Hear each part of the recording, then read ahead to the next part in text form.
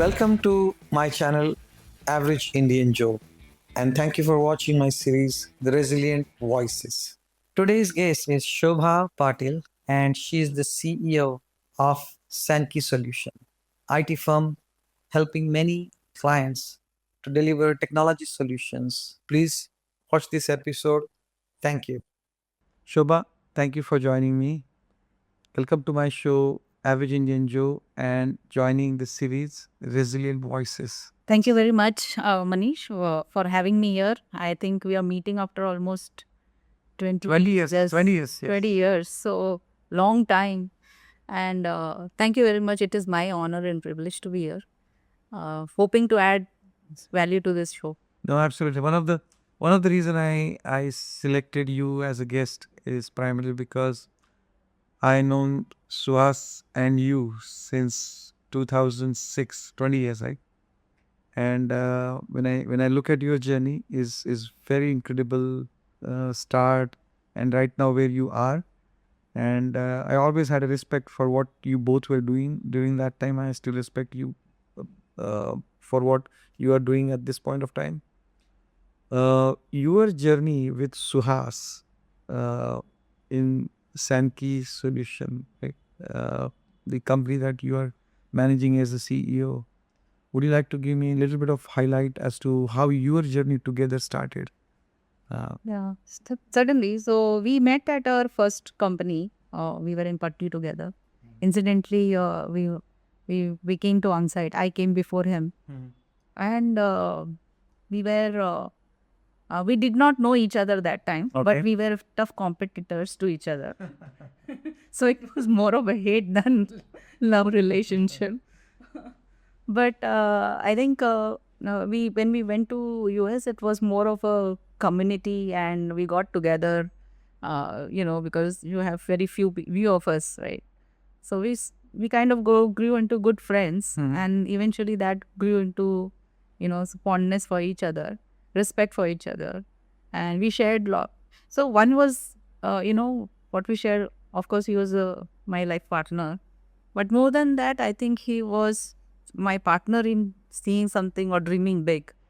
And as a strong optimist, he was always. He was very passionate about what came in the future, and I was the more practical one. I remember. So, so whatever he used to talk about, I used to kind of subdue him with my practicality. But that never stopped his optimism. And I think we took the stride. We were young then, but we were very ambitious, clueless at the same time. What future had stored for us. So when we moved to Phoenix together for working for Amex, I think we had by that time decided that we will get into relationship. We want to pursue our careers together, and one thing was that we will try to push each other towards doing something. So I think that is what we cherished, what I cherished in the relationship, that we were in the partnership about something, dreaming something Yes. bigger and beyond. So I think he was always one of the person who used to say, "We'll see how it will happen." When it came to "Arey ji, mat hoga ki nahi?" So that also we are like, while doing full time jobs, how will we do? Going for the MBA journeys. When we were working for Amex, everyone in the team felt like we are mad for doing something. But we knew it was going to be tough. But nonetheless, because we were in it together, we said we whatever hook or crook will get through it. So I think it pushed us. We pushed each other Yes. to achieving. So I cherish that the most in our relationship. And you are the coolest guy. I mean, the interaction that I always had with him. You would feel that, but he was never the coolest because he was very passionate. He was one thing done, he was always thinking of the next. Yeah. I mean, the coolest meaning, not, I don't know what goes in his mind, but the way he used to appear in, and used to have conversation. It was very refreshing as well, his different thoughts. As a CEO of this company, Sankey Solutions, right? It's a different role altogether, right? From the responsibility that you used to carry since your last several decades of IT experience. how do you feel as a CEO? In So there is a stark difference in the corporate journey and when you're working as an entrepreneur. So earlier, I mean, I played vital roles and leadership roles in my earlier companies too. But there was a clear segregation of, the bucks used to stop when I reached home, and I knew that I had to take over as a mom or as a homemaker looking at things. But as a CEO, it never stops. Yeah. Because whatever each and every decision you take has lot of importance for significance for your employees, for your clients, for yourself. What you say matters to most. So it never stops when you go home. So you're constantly thinking about it. Correct. And the surprising factor was how lonely it can become, because you are in it just by yourself. You can't showcase your deepest fears just because you are answerable to so many people. And sometimes you don't know the answers yourself, but you are supposed to give the assurance to others that no, don't worry, we'll figure it out. Right? And we do figure it out. But at that moment in time when something is, you are as clueless as someone else, but you know that you have an upper hand, that you have to be calm, you have to be think it through, you have to give it some time, and then give assurance to get it done from your employees, from your client, from your team. So that's the difference, and you are more accountable and responsible, right? So I think that's the biggest difference I see being in this role. I think for me that designation doesn't matter so much, but the responsibility and the accountability that comes with that role matters a lot. So, what surprised you the most by when you started working as a CEO, right? What was the biggest surprise that you did not know about this particular role? So one thing is, how accountable you are. Your smallest decision can affect someone's life. Yeah. So whether you hire or fire a person, Yeah. How it can impact someone. So sometimes you have to do it, right? When you are working as an employee, you hardly So care. that's a surprise. I mean, how much it affects you is that you feel bad. Yes. You feel bad, but you ultimately you have to be responsible for that action as well. So I feel that is what I felt. When taking up this role, sometimes taking those hard decisions, tough decisions for the greater good, but you have to put it to sleep, saying that maybe in the long run this is the right decision. Yeah. Right. So you both did MBAs. I remember Spivas used to travel to Chicago, right? Yes. For his executive MBA over the weekend. Yes. And then you used to go to Phoenix, ASU? Yes, you. ASU on a weekdays or weekend? I used to go in the evenings and then Correct. weekends. I remember that you guys hardly used to see each other. Yeah. There was a period, correct? Yes. While doing the MBA. And that was a bold move because I used to feel like, okay, why are they doing the both of them doing at the same time? But I can understand, I can relate now. And after MBA, you decided to move to India and not continue the journey in United States. It's a bold move, right? Because you've invested almost like 200 grand in your education in USA, and then you you wanted to move to India to really utilize that degree. Why did you take this step, and what was going in your mind that time? Honestly, logic says that we should have stayed there. Good answer. Everything was comfortable, Yeah. right? Yeah. But and I think there were many people who thought we were again crazy people moving back. Okay. I was one of them. When you have everything done, now you have to reap things. Why you think about? But I think there is something that Suhas and I also saw while that India was on the very one of the rising economies, and there was lot going on in the startup ecosystem. We thought that if we have to, make a mark of what we have to do, we have to start something of our own for sure. And we thought that time it may be easier to do it in India versus in US. Now, in hindsight, I also feel that we could have started there and continued too. But I think Suhas was very bullish about the Indian economy and the talent, Indian technology talent that was here, and how it could uh, make ripples in the global impact. So he was very bullish on that front, and he was also of the view that whatever was happening in the IT industry per se, it need the way talent was being acquired or rehoned had to be challenged. So I think that was his thought process. He did not know. Again, it was like, on the go, right? Yeah. He only had a vision of something that was not working and should work, but did not know how. So I think we took the bold move of moving back, and in midst of that, he also joined one of the startup companies to get an understanding of how Indian ecosystem. He had long left India, did not know the Indian ecosystem as such. So we moved back to Bangalore to kind of get an understanding of the same, and I think that in that process he learned a lot, and through that, then in 2015 we decided to take the plunge. We moved back to Mumbai.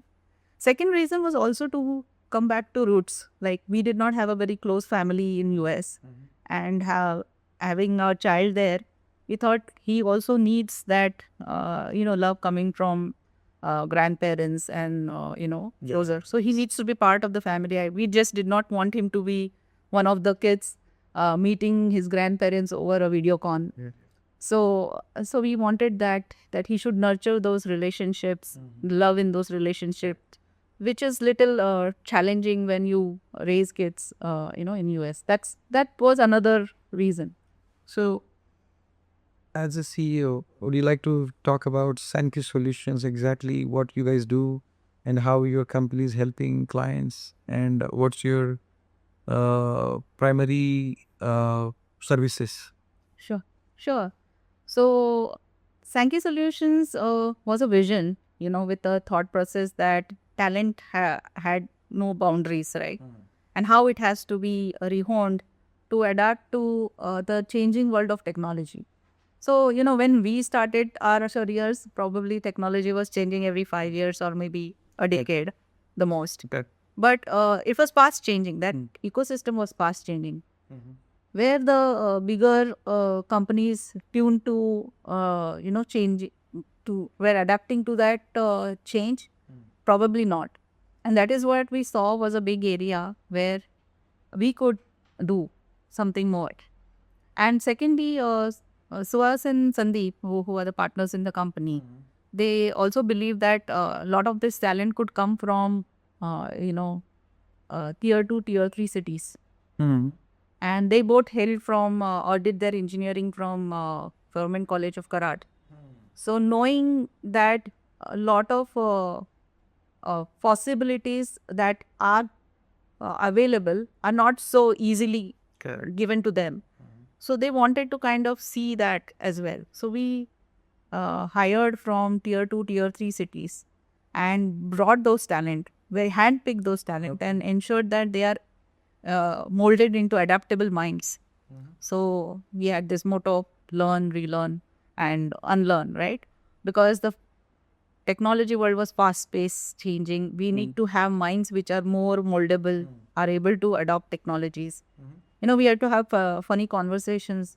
So I used to always ask, send me your good guys. So I used to say, they are very fixed mindset, but what you need is a growth mindset, right? Right. And the growth mindset is always looking for urge to learn something new.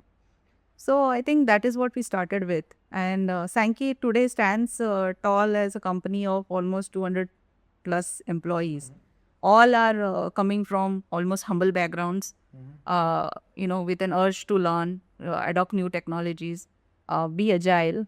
And we are transformed ourselves into a next-gen IT consulting and software development firm, which is working at the intersection of automotive, finance, and retail sector. At the same time, working closely with the next-gen technologies like AI, ML, data as well.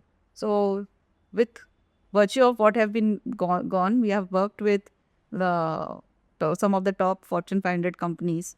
And today we have almost 5 Fortune 500 companies as our client, as our immediate clients, not through vendors. So it's a big, remarkable thing for a small company like us to be able to make a mark.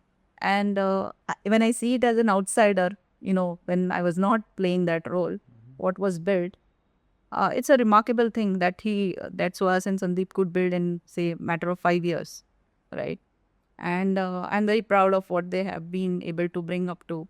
And I'm just a small speck in the whole ecosystem where I'm trying And you were not take the legacy forward. No, I know you've been humble here because I've seen your growth as well. How you grew up in a ladder, by showing sheer determination. But this role, CEO role, came to you in a very certain moment, right? In a particular scenario, and you'd never thought about this in your life that you will be in this position. Would you like to talk a little bit about it? So I always thought about something of my own for sure. Suhas wouldn't have left me a choice. I'm sure. But eventually I also wanted to do something. But I was more geared to do something purposeful, more on the social impact side of it. In fact, I was working on a personal, business plan myself. So CEO role would have fallen in place anyways, but I did not. Little did I imagine it was for Sankey, frankly. But at the fact of matters, I feel the larger ecosystem or universe, whatever they say, has something to play, right? And sometimes we were made to fall in roles that we are meant to be, but don't know in You basically the legacy that Yes. he started, you are continuing. And you know what? It is strange, how much at home I felt when I joined Sankey. Because I felt as if I knew everyone. I knew the ethos of the company. It did not feel like I was an outsider. Right. Because we spoke about so many things in the building of Sankey, so many discussions Yes. of what happens in Sankey and how different we are than the others, and my dinner table debates with him. So long-term vision that he had, and so much he cared about each and every person. Yeah. So I knew their names as well. So, and what was the most thing that helped me to kind of take this decision and ease it out, because how much everyone cared, how much each and everyone in that direness times came forward and said, no, we have to take this dream forward, take this legacy forward. So it became not a my dream to our dream kind of thing. And, everyone was like kind of aligned to that. Okay. So I said, how can I just be back? I have to be part of this legacy. I don't know, I could have been wrong that time. I could have failed. But at least I would have that peace of mind that I did my part of to it, and hopefully I'm able to do justice to it. While you are healing, you also had to take the action to protect the legacy, protect other people too, right? And it's a very different time. It's a very difficult time. How did you navigate through that? What gave you the strength, mental strength, even physical strength at that moment? When Suhas passed that time, how old was your son? He was 9 years old. 9-year-old, 9-year-old child, right? And he himself going through the emotions, you going through the emotions. Company is in a even doubt, right? As to what's gonna happen with my job, right? There are thoughts floating around, and you must have guessed it at that point of time. While worrying about your own life, you had to worry about others' life as well, Right. and that journey has been difficult. Navigating through that, what was the strength behind that particular journey? So, yeah, you're right. I mean, it was the most difficult thing that I could have ever imagined or faced. And what gave me strength was my 9-year-old. You know, of course, the grief was there, but I felt his grief was larger than mine. and I cannot, as a mother, look down on that, and that gave me strength that no, whatever happens, I have to do it for him. Even today, when I'm in doubt or sick, thinking what is the larger purpose of my life, I sometimes get up, I look at him, and that itself gives me a lot of strength. And he was a person, I have been, he was just 9 year old, and I probably might have cited you this before. Uh, you know, while getting into Sankey was a decision that I wanted to, but I wanted to enroll him also in that decision, because it meant sacrifices at both ends, and he has to be part of it. So I wanted to. So I this is what I posed to a 9 year old that time, that I have two choices. I can continue with my job, and probably it will take me places wherever I say. It was a good role that I was playing while I was at PCS. So I was comfortable to do that. Or secondly, I can take this role which is justified, maybe something, and something that we wanted. I mean, we wanted to pursue his Suhas's dream on that, and but it is going to be a tough road, which means not meeting so much, going out frequently. Yeah. He has to be by himself for some time, and a lot of those kind of sacrifice. I will not be so much around if in worst cases. So how is he okay to be able to understand me? It's not by choice, but it will be something that he will have to put up with as well. And that little 9 year old told me that, Mom, how about putting our 4 5 years in building what daddy has built and take it forward? And then we'll see about, pursuing our own dreams." Proud of him. So that I'm like, if a 10 year old can give me that kind of, assurance, I'm just second thinking. So I think my biggest strength has been Purav all the time, my son. And today also, till today, whenever I feel I'm in doubt, I look at him. I look at what I have to do at home versus at office, and he constantly gives me that mental strength. So I think, see, we sometimes doubt about this factor of we are alone, but when we have kids, that they are the most influencing factors in our life to give that strength and heal our energy quickly. Okay.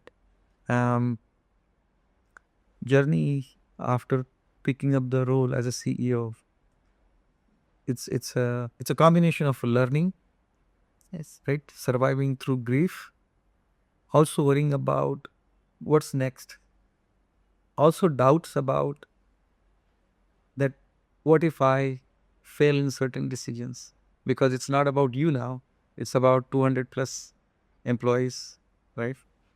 And at the same time grow in that market sector, right? Over the last 10 years, market sector, every challenge had a unique way of looking at it. Right. How did you design your mental strength? And when I say design, meaning it certain things came to you as a surprise, but there are certain things that you must have planned, you must have designed, right? And it must have taken some time. Would you like to just walk me through what was going through that earlier days? So, frankly, there was not much choice left, but I took one day at a time.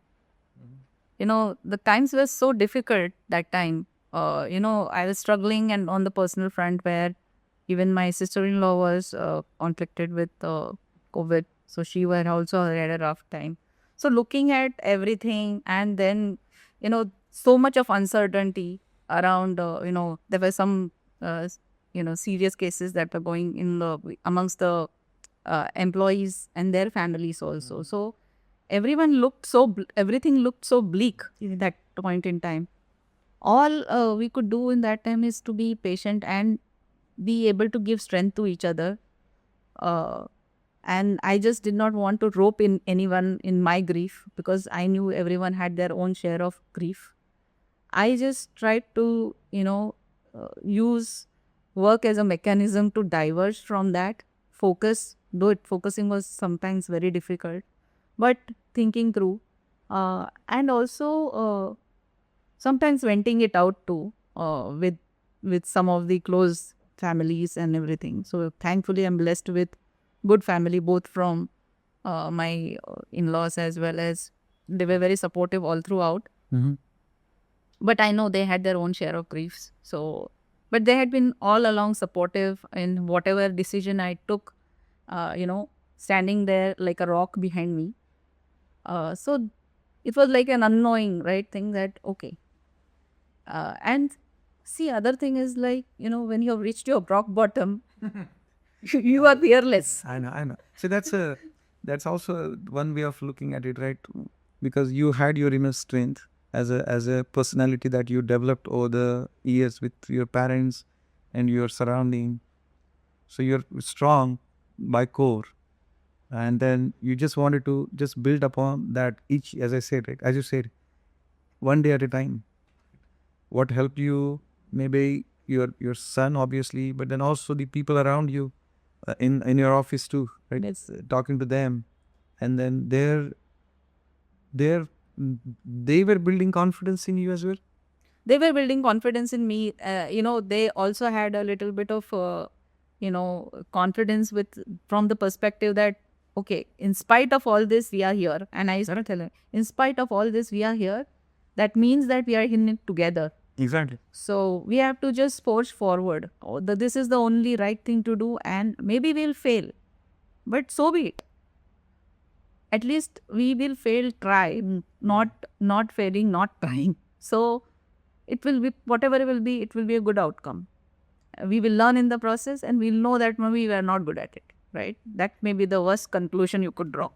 But thankfully enough, it did not happen. Lot of credit to Sandeep, who was also equally struggling during that time. He himself was also caught up in COVID. His family was, So we kind of worked together as family, stepped together as family. It was an extended family. I was very touched to see how many people cared about what he said.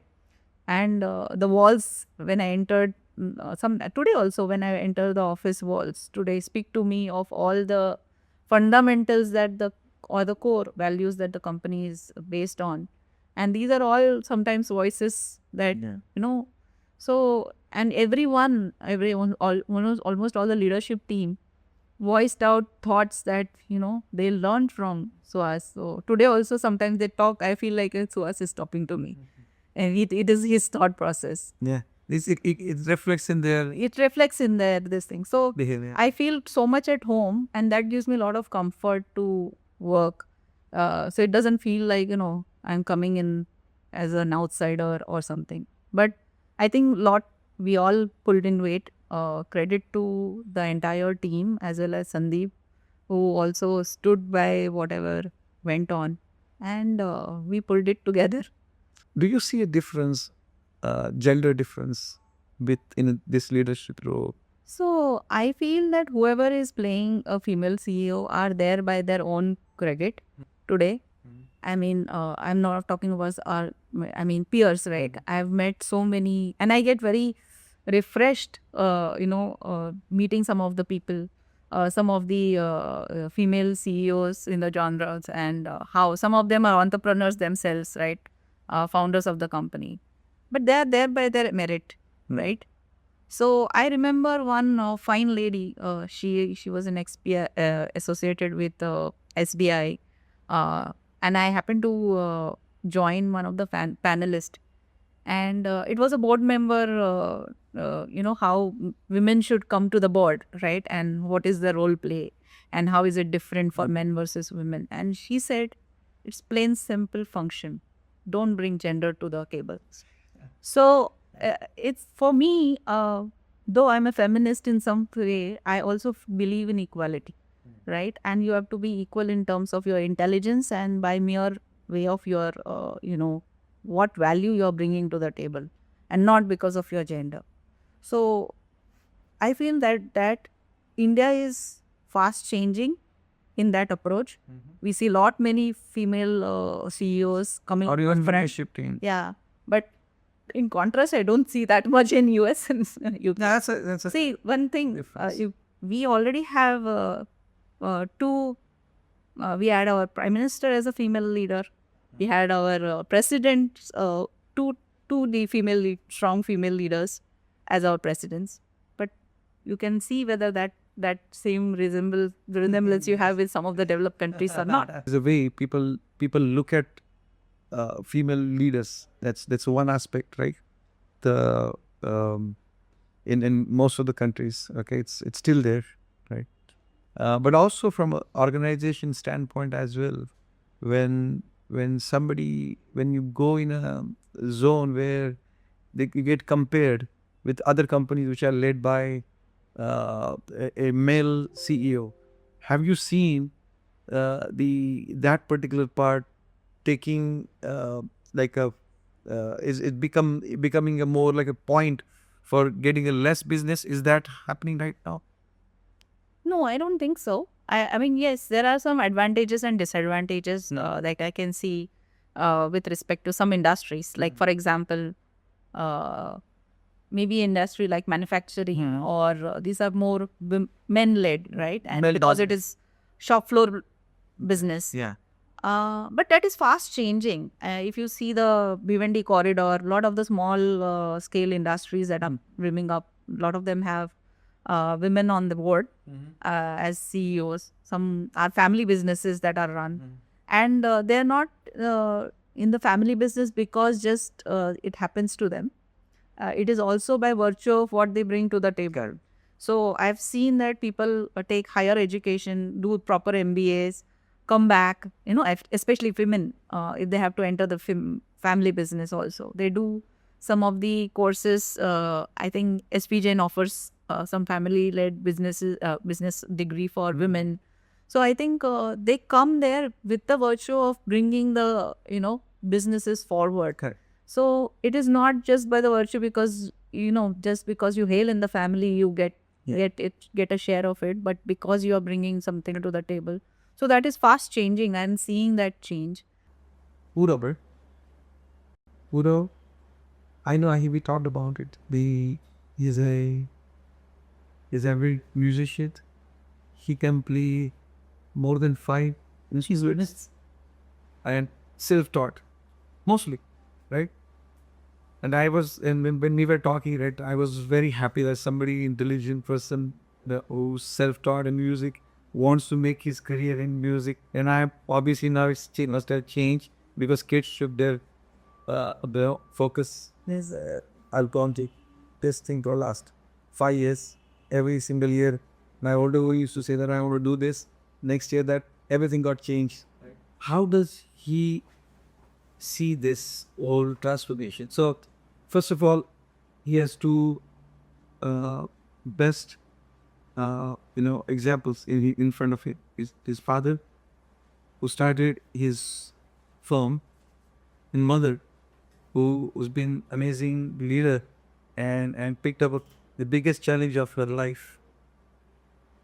Some in that whole knowledge and learning must have gone into his mind as well as his scope over the last several years. Do you see he will be able to utilize that and make decision of his own was as to what he wants to become down the line? So do you talk to him more often? Yeah, more than often. We do talk, and we had those, sometimes those night outs that we call it, where we have our long on conversations. How many hours? The longest. So he's a night rider, so he will sometimes like, Mama, let's just put off the rides and let's talk. Oh. And I'm like, oh. You're lucky. My kids don't talk to me. They don't want to talk to. That is just not about jinxing it, but that's good. That's good. So he has been through a lot, but I think that has built him as a stronger person inside. He doesn't talk about it off it, but I think that as parents we have always nudged him that you have to follow your passion. So whether it be music or anything else, he has the full freedom to pursue that. Okay. Right, but he has to be passionate about it. When I tell him what is passion, look at it like you should do it on your own accord. You don't feel like it is a work, Yeah. right? And you like doing it. So I think, yeah, his mind has shifted from music that he pursued for so many years. 1 year back, he was a He wanted to be a composer and everything. But now he is saying that I love stars also. So I want to pursue astrophysics. astrophysics. And I'm very sure his thoughts will again change. So I'm not going to hold him for that. It's okay. It's a age, as well as it is also something that he will have to discover himself.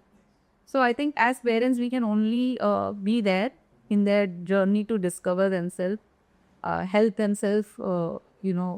Maybe push, nudge wherever is required, guide them, and I think they have to arrive at their answers alone. I mean, by themselves.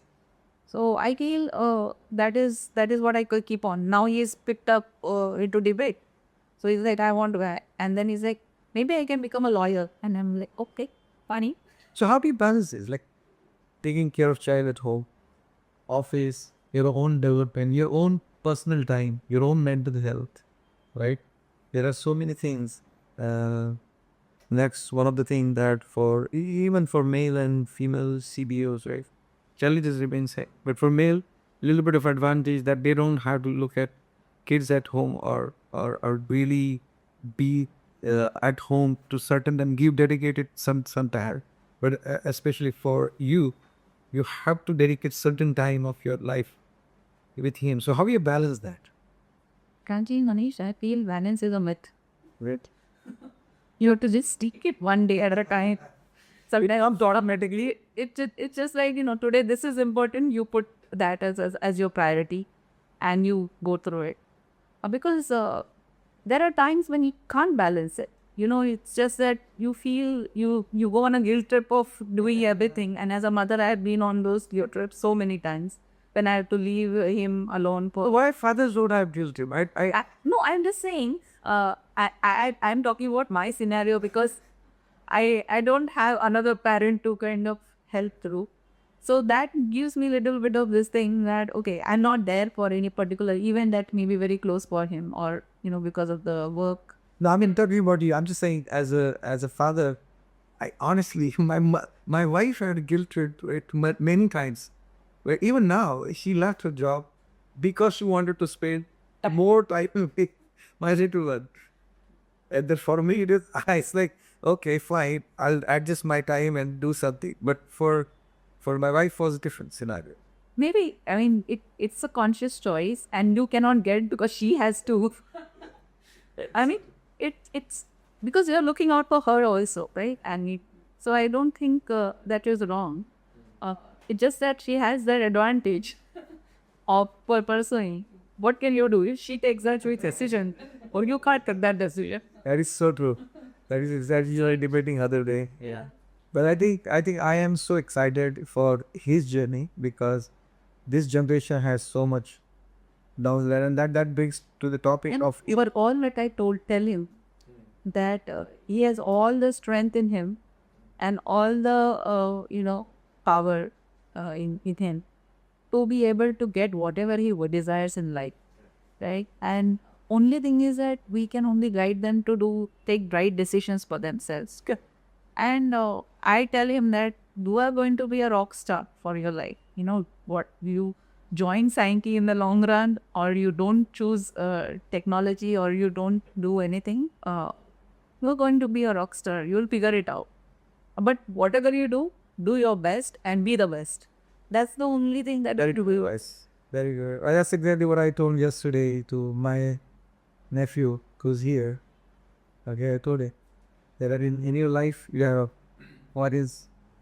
you have your competence or your potentials, which is God given sometimes, and sometimes you sharpen it. It's under required as well.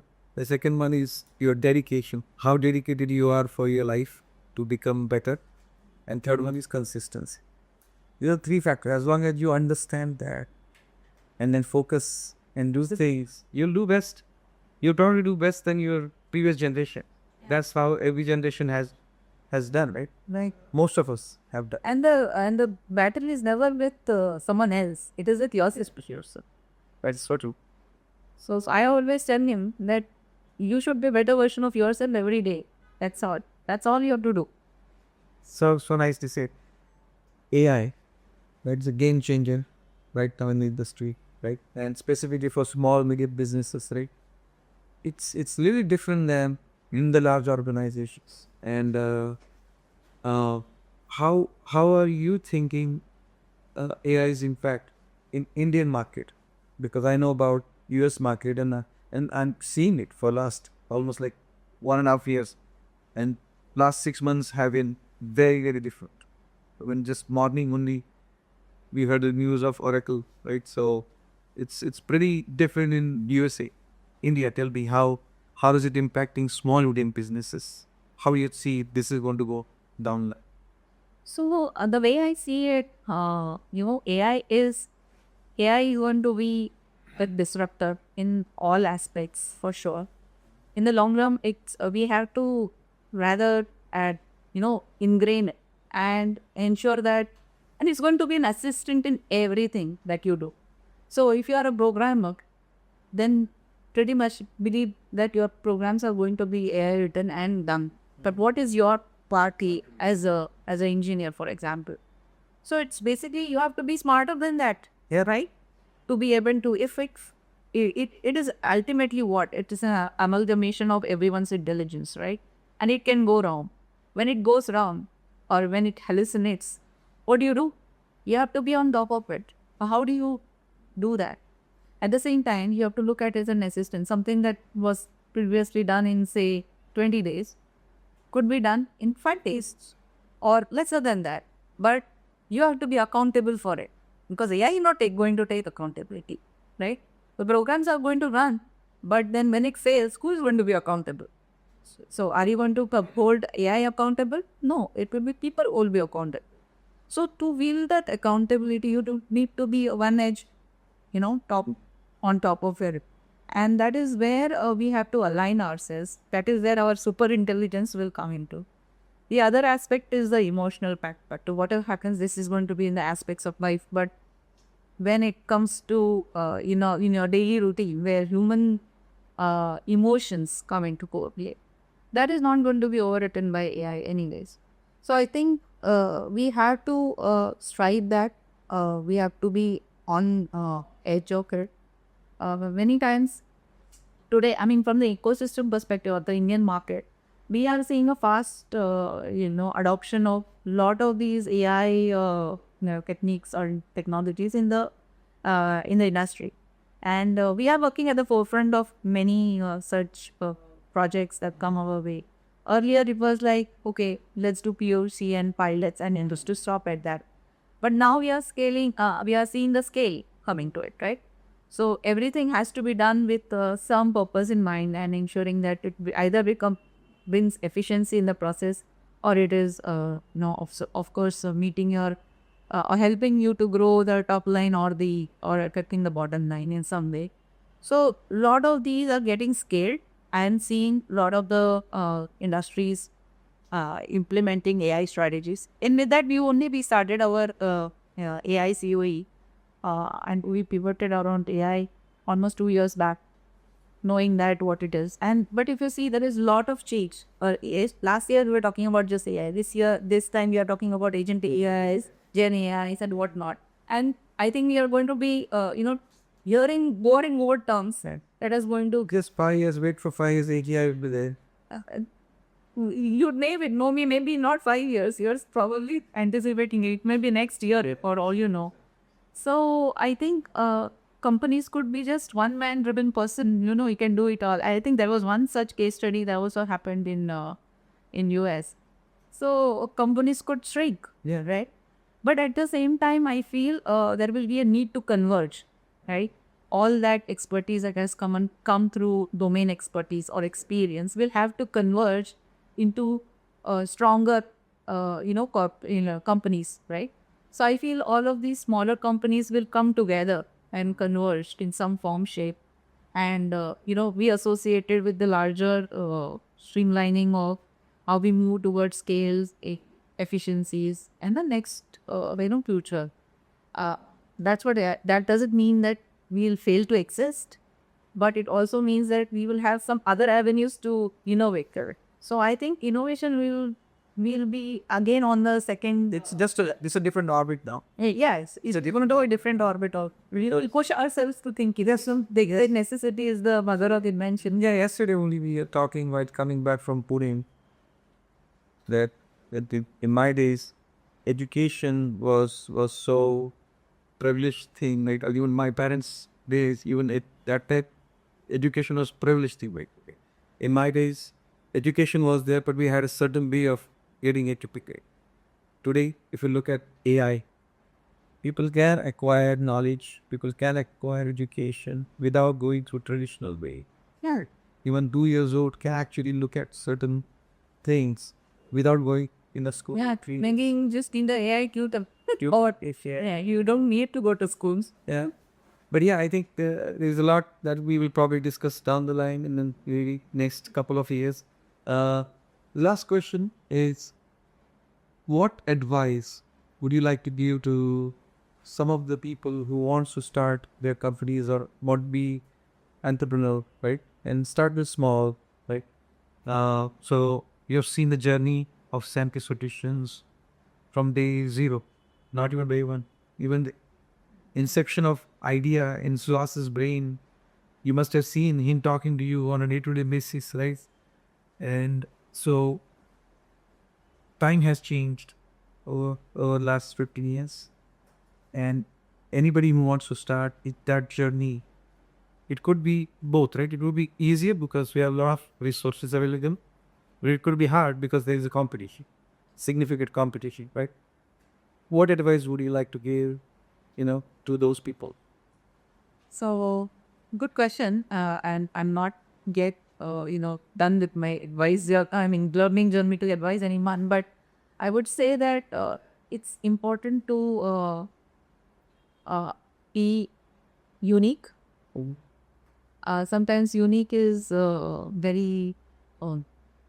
People just want to join the bandwagon, especially young entrepreneurs and stuff. They think, okay, but it is something to anticipate that it is not an easy journey, and there will be times when there will be a lot of self-doubt. But what will stay close to you is your passion, why you choose to be doing this, and what is the unique proposition that your business brings, and you constantly have to work towards it. We started our entrepreneurship journey probably in our 30s, right? But we have so many young entrepreneurs. I get very inspired by people who start thinking, like for example, Zepto founders. They started when they were 18, in their 80s, and good thought process, right? And it is not easy. I'm sure the kind of pressure they had to, manage. So when people talk to me, oh, this is very nice, but little do they know the hardships that went into, the sacrifices that went into, the tough decisions, day in day out decisions that had to go in the initial time. So almost 80 plus % of the startups fail, because not because they are not good ideas, just because we are not consistent, or we are not we don't see through the end of the vision that we started with. So I think it is very important that you stay true to yourself first, and your vision or passion that you want to see the business. Be unique. And I think there should be a constant passion to pursue, and come what may, you have to see through it. Sometimes you just give it up. So I think that is my only advice, that it's not an easy journey. Anticipate that. It's a lonely journey. It's a lonely journey. It's a lonely journey, Abhishek. So, thank you so much, Shubha. It's been a pleasure meeting you, and I'm always proud of you, honestly, because I've seen you from American Express days, right? And your thought process, they're always different, very unique in all the discussions. You remember, right? In all our discussions, whenever we used to talk about certain thing, your points were always different, and I'm so proud that what you guys achieved in Scientific Solutions. I want to wish you all the best for your organization and your son Puro as well, for his life. But thank you for being here, and we'll meet again. Definitely. But no credit to you, what you have been able to. I am also inspired. We connected after almost 20 years, right? I think I knew Advait, Adyan, as kids. I remember visiting them. But I think it tells a lot about what you could accomplish for yourself, for your family, for them, right? And Coming goes to Ashwini. For kids, I won't take the. so keep saying that. That is the right mantra for happy marriage. Yes. But nonetheless, I'm sure. I mean, it was all mutual, and great to see that you have started your own series, and you're doing outside of something which is traditional. This is my therapy. Just think of it as a therapy. So you're also following your passion. I need to contain my energy somewhere, right? So this is my therapy. But thank you for and privileged to be all here, and thank you for connecting. I hope to add any kind of value, whatsoever, always been in my thoughts from the perspective of how things have to work. So there were few mentors and guides in my side journey. You were one of them, but we did not touch base after I moved back here. But life has its own trip, but you don't have to. But I do give credit to the time we were associated together. You helped me complete the MBA too, though it was tough. But overall, it was a good team. I always feel energized. How did I get through all that? That's a mental strength, right? That's what I say. Sometimes that's what I say. Right? Your potential is God given. Your potential is God given. Capabilities you can build, right? But potential is from birth, right? You can go to the max, and that's exactly what you're doing right now, with all the challenges. I've been telling myself that the best is yet to come. Yeah. So probably that's. But all the very best for your series as well as Resident Voices. Thank you. Thank you so much. Thank you. Thank you for watching this episode. I hope you enjoyed this episode, and definitely I feel that there is a lot that can be helpful for new entrepreneurs to learn many things from Shobha. Her journey has been a very, very different journey so far, and I hope you all will get some of the aspects she talked about, and implement those in your life as well.